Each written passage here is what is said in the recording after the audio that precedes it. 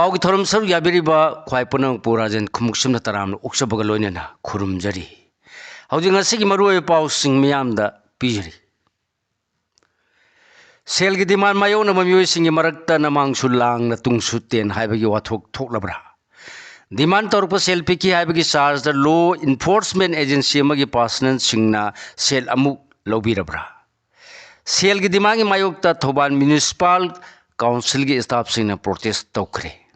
हौजी मखाता पाव पिजरी स्टेट असिदा ऑपरेट तौरिबनी हाइबा लेबाक्सिदा चटनरिबा मरी लेनबा लोना थिंबा थमलिबा ऑर्गेनाइजेशन खरना तौरप सेल की डिमांड पिकी हाइबगी चार्ज दा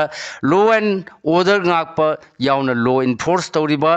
इन्फोर्समेंट एजेंसी अमना लोना यादबा ऑर्गेनाइजेशन ना तौरप सेल की डिमांड पिकी हाइबगी चार्ज दा मखोइना सु डिमांड मायुकनरिबा मियोय अदुदगी सेल लौबा यावरबा हाइबगी वांग थोरकले थौदोगसे मायोकनरिबनी हाइबा ममिंग लेबा माइसंग अमगी मसक ममिंग फोंदोनिंग द बोजा अमना पाउसे असिदा फोंदोरपगी मतुंगिना मेयौम लिसिंग अनि कुनगा हुमदोगी मतुंगदगी लोना यादबनी हाइबा ऑर्गेनाइजेशन सिंग अमदी तोंगान तोंगानबा सेसो सिंगना महान ओजा ओरिबा माइसंगदा सेल की तेंबांग पिबिनबा लाखी तेंबांग पिबिनबा लाखी आपिगनी लालिबा मनुंग अमसुंग अपानी ऑर्गेनाइजेशन सिंगना पीबा ngamloidaba sefam kaya donation taunaba hairki hairi adubu organisation सिंग अदुगा मुगना रुबा यादबना अंगम मखै तेंबांग सिंग पीदुना लाखिबनी हायदुना लालिबा ऑर्गेनाइजेशन सिंग असिना महाकी स्कूल ओजा सिंह की फोन नंबर सिंग लौकी फोन की खुथांग द मखोगी वाफम कया फोंदोरप लेखी हायरी मसिगी दमक चलिबा था सिगी अहुंगी नुंथिन पुंग अमग मिनिट निफुगा मरी रोम तारकपद ओजा ओजरिबा महाकी फोन नंबर द लो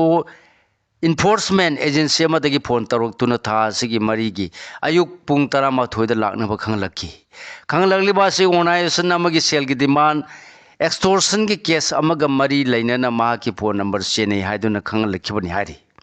वाफम असिदगी महाना था सिगी मरीगी अयुक पुंग 12 तारकपदा महापु कौरगलिबा लो इन्फोर्समेंट एजेंसी अदुगी लोइसंग चलुबदा हौखिबा जुलाई थादा लोना थिंगलबा ऑर्गेनाइजेशन अमगी सेल की डिमांड की वारी सानकी हाइबा वाफम पुथोरकी हायरी लोइनना करिगिदमक सेल की डिमांड तौरकपदा लो इन्फोर्समेंट एजेंसी ओरिबा मखोइना कंप्लेन तौगदबनो हायरदुना सेल खाइबगी थबकत करिगी सगलिबनो हाइबा वाहंसिंग हंगलकपगा लोइनना हौजिक्ति प्रेसिडेंट्स रूल की मतमनिना मथक थोंबगी ऑर्डर मतुंगिना तौबनी हारकपगा लोइनना लोना थिंगलबा ऑर्गेनाइजेशन अमगी केडर अमदगी फागलकबा फोन नंबर अमदा यावरंबा मियोय चाहुम लोमसु मथंग मथंग कौखतुना लेरमकी हायरी अदुगा लोना यादबा अतोपा ऑर्गेनाइजेशन अमदा जीपे की खुतांग सेल पीरुबनी हाइबा वाफम अमदगी अकंगनबा मफम पंजद्रे मियोय सिंगसु वांग पोंग चथरम थेंगनरखी अदुबा एजेंसी अदुगी मार्केटगी एम्प्लॉई ओइरगा लालौबदा सेल की करिगी सेल पीरिबनो लोगी मतुंगिना थबक तलोइद्रा हायरकपगा लोइनना वाल लोसिनरसी हायरबदी मखाताना स्टाफ सिंग वारी सानरो फानबा तौरो हायरकी हारी वाफम अदुदा महांगना कया लौदोइनो कया पीदोइनो हंगलुबदा 10,000 पीरमु हायरकी हायरी वाफम अदुदा महागते सेल याउदे जीपेदगी पीगे हायबदा यादे हायबदगी मफम अमदा लेबा बेंग अमगी मनाक्ता चलगा सेंफम सिंग अदु कायथोक हल्लगा लेमहो लहोखी हायनसु फोंदोरकली अमरोमदा थौबाल म्युनिसिपल काउंसिल की स्टाफ सिंगदा लारौलुप अमन सेन की डिमांड तौरपगा लोइनना अकी अखंग पीरकले हायदुना पेंदबा फोंदोक्तुना ngasi म्युनिसिपल काउंसिल असिगी स्टाफ सिंग अमदि सैनिटरी वर्कर सिंगना काउंसिल असिगी कॉम्प्लेक्स ता वाकत खोंजंग चंगसिनख्रे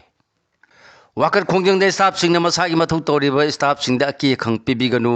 सेल की डिमांड तौबिगनु आई खोइबु लाना लमजिंग बिगनु अकी अखंग याउदना थबकपु अखोइबु थबक सोनबियु stop the threat respect the on duty staffs हाइना थाबा बैनर अमदी प्ले कार्ड पाइखी ngasi khongjang mari lainana municipal council asida SDC oribi GMM thoibi kobi staff amana hai Thauban municipal council asidi semi government ni selling thi nuaina phangbasu nate tha khudingi changnaina phangbasu nate adumoina miyam gi yai phanaba TMC gi makhada sanitary worker kaya ama apik pasempham haibadi thagi lupa 6,000 khak phangduna lekai gi amor akai sing sengbagi thabak suri yamna wana manage tawjari hojik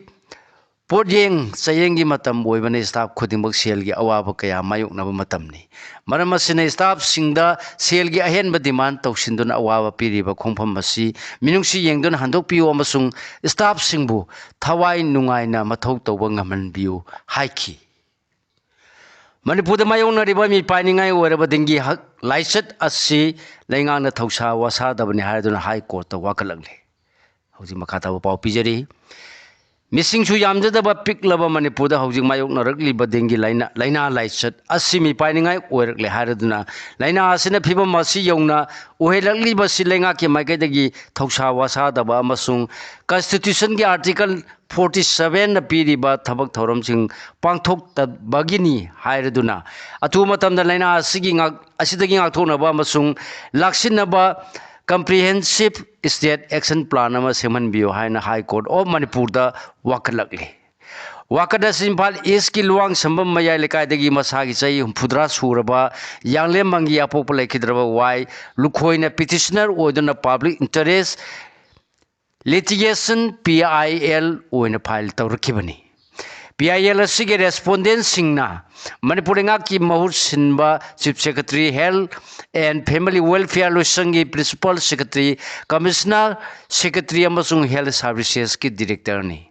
petitioner ngarang khaktamak file tawkiba wakad ase High Court of Manipur na PIL number 28 of lisingani kunga manga oina lokatu ngasi court asigi Chief Justice M Sundaram amasung Justice A Bimol gi bench na khanakre कोना matter सिलखलपदा petitioner की माइकैदस senior counsel Maibam हेमचंद्रन लेपलगा महापु counsel Renika Maibam ने assist तौखी अदुगा रेस्पोंडेला हुंगी माइकैदगी सीनियर काउंसिल केएस अथौबन महूट सिलखी कोना PIL असि मतंग senior counsel M Hemchandra submission तौरप वाफम सिंतार मतुंग PIL असि ऑफिशियल रेस्पोंडेंट अहुम द चयोलस अनिगी मनुंग पाखुम पिरकतबनी नोटिसिंग इशू तौखी लोनना हारिबा मतम असि मनुंग रेस्पोंडेंट अहुंगी म्यूट सिलिबा सीनियर काउंसिल मणिपुर देंगी केस की दमक लौखटप सेक्शन थौरांग अमसुंग लाक्सिनबगी थबक थौरम सिंग एक्शन टेकन रिपोर्ट अमसु कोर्ट असिदा पुथोरकतबनी हाइकी लोनना PIL असि मखा ताबा वायल था असि कुंद चथनब लेपकी हारि पिटिशनर कोद वाखलक लिबना रेस्पोंडेंट सिंह असिदा खुदक स्टेट असिदा संदोलिब लाइना असि लाक्सिन बगलोनेना मसिदगी ngakthonaba mathau taba thabak sing panthadana lakhot hanbiu khudakta fogging anti highway larval amasung sanitation drive na jingwa chathanbiu thabak sing asi laina asi positive casing thengnarba manipur gi mafam sing da chathabaga loina chang naina drain sing sengdu hanbiu amor kai sing khomjin biu amasung municipal amasung local body sing khusam na dun arbal amasung rural area sing da leiba chendaba ising sing lauthokpiu haiki थबक Singh असि मथक मियामना लाइना असिबु मखाता ना मायोक नरक्तना बलेंगा की health urban development अमसुंग municipal administration खुसमना पाइखरफम थोकपा थबक सिंह पाइखत पियुसु हाइबसिनी हौजिक मणिपुर लाइना असि पॉजिटिव केस मसिंग मी पाइनिंगा ओइबा मवोंग द हेंगलकले हारदुना थवोंग असिमक स्टेट लैंगाक अमसुंग हेल्थ डिपार्टमेंट मियामगी दम येंगलदुना लखोफम थोकपा थबक सिंग मतम साना लखोतबा अमसुंग ngak thoknabagi thorang sing paikhatabagi ni hainasu wakatki laina asi hauji Imphal West Imphal East Thobal Kaksing Bishnupur amasung atopa district sing yauna paksana sandorakli masina maram moraduna laing sang singda laikannabagi sang hengalakli haiki लोनेना ममांग थादा लेंगा की health services ना फोंगबा official data की मतुंगिना मणिपुर लाइना असि positive case मसंग Dissing मरी गा चाम मरी फुगा मंगा लेरे हाकी बगल लोनेना मियो असि अमगी पुसी माहन क्रे हाइना सु फोंदोखरबनी हारी मरम असिना लाइना असिना मियोबेगी पुंसीदा मी पाइबा पोहन बदनतना सिंग अमसुंग खुंगंगी लम सिंगदा हेल्थ केयर की इंफ्रास्ट्रक्चर सिंगदी मांगजौनना फिबम चादना लेहलिखिबना मियामदा पुबा थांबा ngamdaba chaitheng mayokna hale hainasu court ta wakalkhibani hairi haukiba pung kumari gi manungda dengi yano positive case sama sumna nipan thenare apunba case masing lising mari ga sahum mai phudra ga manga sure hauji makata pau pijari ngasi numidang wara manipur lenga ki health services losing dagi phangba report ki matung ina haukiba pung kumari gi manungda dengi gi anoba positive case sama sumna nipan thenare hairi अनोबा केसिंग असी Imphal west हुंफुगा तरे Imphal east कुनगा तरुक बिष्णुपुर थौबाल अनी कक्सिंग मंगा चांदेल मंगा चुरचांदपुर डिस्ट्रिक्ट अनी थेंगनबनी हारी नौना थेंगनबा केसिंग असी थारगा ngasi फावबदा मणिपुर थेंगनबा लाइना असिगी अपुनबा पॉजिटिव केस मसिंग लिसिंग मरिगा चाउ मरिफुद्रा का मंगा सुरे अदुगा ngasi फावबदा डिस्ट्रिक्ट तरा मरी द थेंगनबा लाइना असिगी अपुनबा पॉजिटिव केसिंग की मसिंगना इम्फाल वेस्ट लिसिंग औंग सुमना निफुगनी थोय इम्फाल ईस्ट चानिपान गा हुंफुगा मापन बिष्णुपुर चाम सुमना मापल थौबाल डिस्ट्रिक्ट मरिफुद्रा का मरी कक्सिंग डिस्ट्रिक्ट यांखई का मरी चांदेल डिस्ट्रिक्ट कुंथ्रा मंगा चुरचांदपुर निपाल सेनापति हुंफुगा मरी तेनुपल कुन उख्रुल निफुगा मापल तमेंगलोंग कुनगा तरेट कामजोंग मापल नोने तरा कांगपुपी डिस्ट्रिक्ट मंगानी हायरी अदुमोनमंगासी फावबद जिरिबाम फेरजोल डिस्ट्रिक्ट लाइना सीगी पॉजिटिव केस अमत थेंगनद्री अदुबु बिष्णुपुर डिस्ट्रिक्ट की मियोय अमदि लाइना सिना मरम मोरेदुना लेखिद्रबनी FCI na piba natana IDP sing lupa mari gi seng kadai dagi wanggadori bano bimol lanjela pachai ani henjelak laba phawbada IDP sing gi yaifana ba policy ama phawba sembi daba amasung IDP sing gi masing phawba sap sana kaya leibage haiba lengang na khangdabagi phiom da lerak libasi makhoi bu lengang na lumna laudabagi achauba mamini haina MP Dr. Angomcha bimola ko jemna phongdokre वाफम Sumang लीला संगलेन पांथोपा अन native theatre group की तरा सूब मपो कुमोन थौरमदा थोइबा मिथुंगलेन ओने सरू यारखिबा MP Bimol ना पाउमिसिंग हंगबा वांगी पाउखुम पिरदुन मांगना फोंदोकलमबनी ममांग थादगी हौरदुना लेंगांगना IDP अमगी चारनबा Cheng अमदी नोमदा संगबा pollen सिंगी दम लुपा मरिफुगा मरीगी सेंफम पीबा हौखिबगा मरी लेनना लुपा मरीना करमना नोमगी चेंग वानगदौरिबनो हाइना IDP सिंगना इरांग हौरखिबा अमदी सेंफम मसी लेंगांगता हंदोकपगी मतांगदा पाउमिसिंगना हंगबगी वांगी पाउखुम ओइना फोंदोखिबनी MP ना हाइ लेंगांग लोन चना पथाप कांगलोन अतई सासिंगी मरक खेना लिबनी चई जुलाई 12 पांथोप लेंगा की मीटिंग फावद स्टेट असिदा पार्शियली नत्रगा कंप्लीटली डिस्प्लेस तौब मियोई कया लेबगी हाइबगी मसिंग फावब चपचाबा रेकॉर्ड लेंगाक्ता लेखिद्री मसिना IDP सिंगी मतंग निथीने असेसमेंट तौद्री अमदि लेंगाना मतंग याने यानबा मवोंग चथरी हाइबदो मयक सेंगना ताकले हाइखी हौजेकी मतमदा लेंगाना FCI दगी पीबा नतना सेंगबु लुपा मरी द कदाइदगी लेगदौरिबनो हंगलदुना IDP सिंगी याइफनबा थौरांग प्लानिंग अमदि पॉलिसी ग लोइना थमोइ सेंगना पाइखत तबना असिगुम्बा कया थोरपनी मसिगी मतंगदा MP अमा ओइना पार्लियामेंट अमदि अतई एप्रोप्रिएट फोरम दा याकी माइकैदगी सोइदना पुखलगनी हाइखी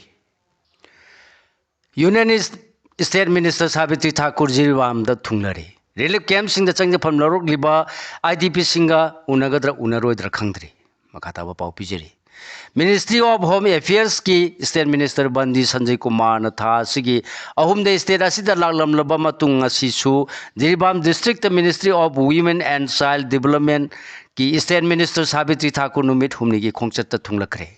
ngasi nungtil pung ahum tarakpada Delhi dagi Kolkata phawrga pairpa Indigo flight amada tonglaktuna mahak Silchar airport thungki mafam maduda mahakpu district administration Jiribam police amasung CRPF ki official singna taramna oglaba matungda chingdong lekai da leiba DC office ta laktuna district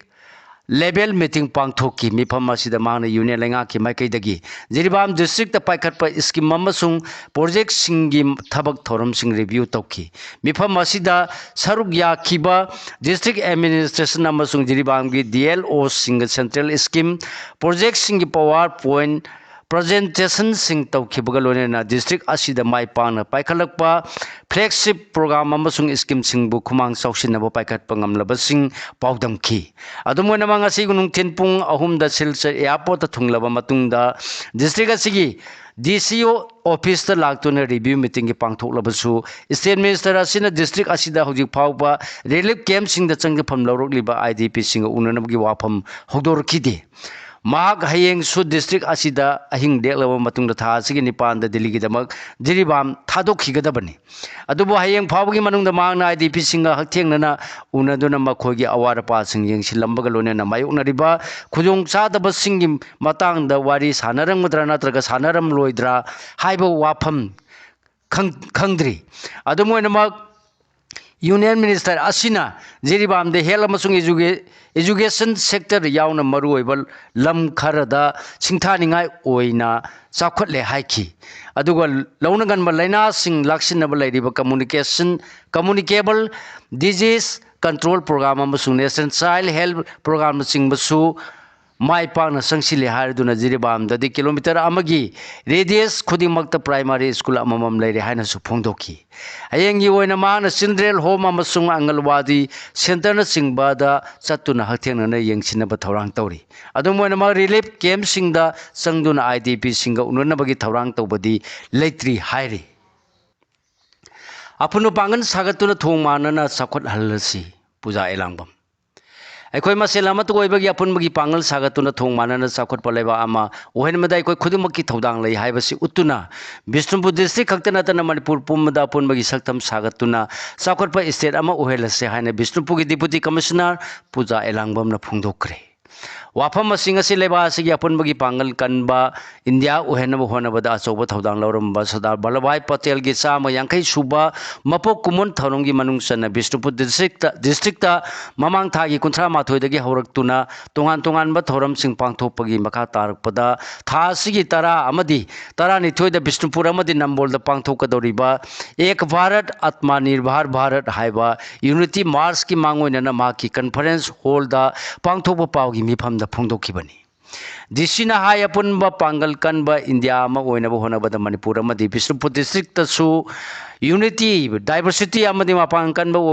ओइदबा यादबगी दमक district administration ना सिंधुना खोंगचत असी पांगथोकदबनी मसिना BLO सिंग महिरोय सिंग नहा सिंग अमदी मियामना सरु याबिदुना अपुनबगी सक्तम उतुना district असिदसु अपुनबा सक्तम सागतमिनबदा सरु यामिनसी हाइकी बावगी मफमदा सरु याखिबा my Bharat Bishnupur की joint director doctor S दन्नन हाइकी थौरम असिगी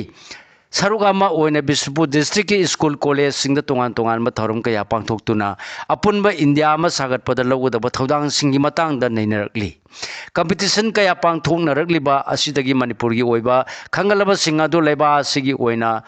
गुजरात चतुना सरदार पटेल की चाम यांखैरक सूब मपो कुमोंद सरुक यागनी था असिगी तरा अमसुंग तरा निथोइदा पांगथोकदोरिबा रैली असिदा डिस्ट्रिक्ट असिगी नहा अमदी महिरोय सिंग सरुक यामिनसी लेबा असिगी मूवमेंट असी सौगतमिनसी हाइकी पावगी मिफम असिदा माय भारत मणिपुर की स्टेट डायरेक्टर L मार्जित अमदी ministry of youth affairs and sports ता बिष्णुपुर डिस्ट्रिक्ट की नोमिनी ओरिबा हाइस इबोयामसु सरुक याखी कक्सिंग ओक स्वाइन फीवर संदोरगलब्रा ओक्सा योन दुकान सिंह थोंग लोलनख्रे मखाता पाव पिजरी कक्सिंग डिस्ट्रिक्ट तोंगान तोंगान मफम सिंह लोइबा ओक सिंह अफ्रीकन स्वाइन फीवर ओरंगनी सिंह लाइना पाक्सना संदोरपदगी डिस्ट्रिक्ट एडमिनिस्ट्रेशन अकनब सेक्शन थौरांग लौखटपोइना डिस्ट्रिक्ट असिगी मनुंगदा लेबा ओक्सा योन दुकान सिंह थोंग लोनब खंगनख्रे करिगुम्बा थोंग लोनबदा खुदोंचादबा मायोगनरबदी चपचाब सेक्शन थौरांग सिंह लौखटुना हांगदबनी हाइरी इरमसिगी मतंगदा DC थोकपा सिरोल अमदा ओ योनबा दुकान सिंह थोंग हांगलबदी ओक्सा सेंबगी अरेंबा मदी मसीदगी थोरपा फता हाउदी सिंह वेटरनरी न पीबा पब्लिक हेल्थ गाइडलाइन सिंह चपचाना चटकदबनी नारे खंगलबा मदी सिंगनरबा ओक सिंह मार्केट पुसिलकलोदबनी हाइकी लौखलगलिबा सेक्शन थौरांग सिंह असिगी मनुंग चन्ना ngasi कक्सिंग म्युनिसिपल काउंसिल अमसुंग वेटरनरी एंड एनिमल हस्बेंड्री लोसिंग न कक्सिंग कैथेल की अकोइबदा हांगबो ओक्सा योनबा अमसुंग सेंबा दुकान सिंह द कोइना चतुना अवेयरनेस पीखरे थवंग असि कक्सिंग खुनौ म्युनिसिपल काउंसिल न कोनबा कैथेन सिंह द सु चथकी अदुगा सुगुनु म्युनिसिपल काउंसिल गिना ओक लोइबा अमसुंग सेमदना योलिबा सिंह यापुनबा मिफम ममा पांगथोक्तुना वाखल तामिनखी कुंबी लंबी समजिन दबगी मायोक द चंगसिलप खोंजंग हेन कंसिनख्रे कुंभी कथेल फाउदुना चलिबा स्टेट हाईवे अमसु ओरिबा वांगु फाउबगी लंबी याउना कुंभी थुंगकोंदगी इथाई वापोकपी उंगामेन ताबा लंबी याउना कुंभी लमलोंदगी इथाई बेरेस फाउबगी लंबी सिंग सेमजिनद्रे हाइदुना मियाम जंगसिलगलिबा खोंजंग हेना कंसिलंदुना लंबी असि खक्ता नतना इंटर विलेज रोड सिंगसु मियाम थोरक्तुना थिंजिनख्रे खोंजंग असिना मरम ओरदुना पैसेंजर गाड़ी सिंग चेन खिद्रे अमसुंग कुंभी कथेल काना खिदबगा लोनना दुकान सिंगसु थोंग हाना खिद्रे अदुमोनमक इसेंशियल सर्विस याउना अना एक अमदि लाइनिंग मरी लेनेना थोरम सिंग याउना लौ लोकपा खावबगी थबक सिंगददि अथिंबा असिना कोंसिन खिदे हाइरि पाउगी मरथना अतेना ब्रिक अमा